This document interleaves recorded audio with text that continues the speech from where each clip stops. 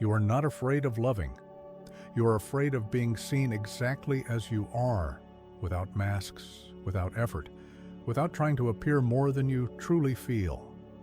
And perhaps the quietest part of all this is realizing that, deep down, you are not afraid that the other will leave. You are afraid that they will stay and discover who you really are, because there is a place within you that believes that if someone sees everything, they simply will not stay. And that hurts more than loneliness. Because it is not the absence of the other that wounds, it is the idea that you would not be enough, not as you are now. Perhaps you have felt this before, the need to adjust, to measure your words, to hide parts of yourself to soften who you are. As if there were a more acceptable version of you and another that must remain hidden, and so you learn to love carefully. But it is not a gentle care, it is a tense care, watchful. Always observing the other's reaction. Always trying to anticipate rejection, always trying to avoid abandonment. And in this process, something within you begins to disappear, not all at once, but slowly, almost imperceptibly. You smile when you do not want to. You agree when you disagree. You stay silent when you should speak. And all of this to preserve something that, deep down, you fear losing from the very beginning. Because love for you was never just surrender. It was survival. It was adaptation. It was a constant attempt to be accepted. But there is a question that remains in silence. If you need to hide to be loved, is that still love? Or just a silent agreement between fear and need? And perhaps, just perhaps, what you call love is only the attempt to not be abandoned again. There is a pattern that repeats even when you change the person. It is like an echo. It always returns. You enter a relationship, and at the beginning, everything seems light, natural, spontaneous. But then, something begins to change. Not outside, inside. You begin to observe more, to adjust more, to think before you feel, as if you were standing before a mirror that does not reflect who you are, but who you believe you need to be. And that mirror is not real, but you believe in it. You believe you need to be more interesting, calmer, stronger, easier to deal with, and so you shape yourself, little by little, until what was spontaneous becomes rehearsed. And what was true becomes acceptable, but not authentic. There's a silent duality happening within you. One part wants to be seen, the other is afraid of it. One longs for closeness, the other fears the rejection that may come with it. And so you live between these two forces, moving closer, but never completely, showing yourself, but never fully, as if you were always halfway there, half present, half hidden. And this creates a void that is difficult to name. Because you are not alone, but you are not fully accompanied either. It is an incomplete presence, a connection that never fully deepens. And the most curious part is that many times you believe the problem is in the other, in the way they react, in the way they distance themselves. But rarely do you realize that perhaps the distance began within you. The moment you decided not to be fully who you are, the moment you chose acceptance over truth, and this cycle continues. Relationship after relationship, the faces change, but the pattern remains.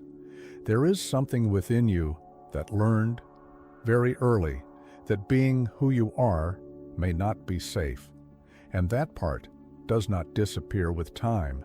It only hides more deeply. In analytical psychology, this approaches what Carl Jung called the shadow, not as something negative, but as everything that was rejected, denied, or hidden within you.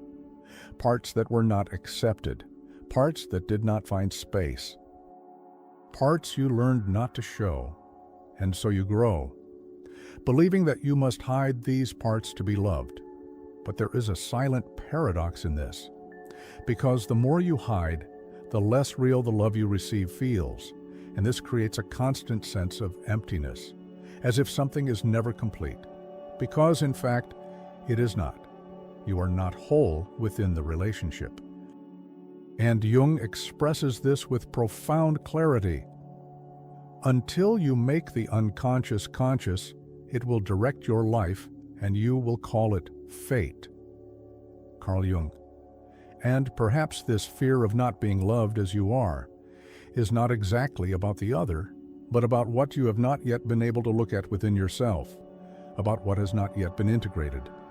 Because while these parts remain hidden, they continue influencing your choices, your bonds, your reactions. And you begin to search outside for what you have not yet recognized within. You seek validation, you seek acceptance, you seek confirmation of worth. But none of these things can fully fill it, because the absence is not in the other. It is in what you did not allow to exist within you. And the fear, then, is not only of not being loved, it is of being seen and not recognizing yourself. There is a moment, quiet, in which something begins to change, not outside, inside. It is not a sudden transformation, nor an absolute clarity. It is more subtle than that. It is like realizing, for the first time, that you do not need to hide from yourself, and that does not solve everything. But it creates a different space, a space where you can begin to look at yourself without immediate judgment, without the need to fix everything, without the pressure to become someone better in order to deserve love. Just look and recognize that there are parts within you that are still afraid, parts that are still protecting themselves, parts that still believe they are not enough. And perhaps those parts do not need to be eliminated. Perhaps they only need to be seen, because in some way they have always been trying to protect you, even if in a limited way, even if creating patterns that no longer make sense today. And when that gaze changes, something softens, not because the fear disappears, but because it no longer silently controls everything. And then, little by little, you begin to allow yourself to exist more fully, not perfect, but real. And that changes the way you relate, not because you became someone different, but because you stopped running from who you are. And perhaps love is not about finding someone who accepts everything in you, but allowing yourself to never abandon yourself again. If this thought touched you, write in the comments the word presence, because it is in presence that we stop running from ourselves and begin, even if slowly, to inhabit what has always been waiting to be seen, like a quiet reflection in a mirror that no longer distorts, only reveals, while something within you remains there in silence, observing, and for the first time, without hiding.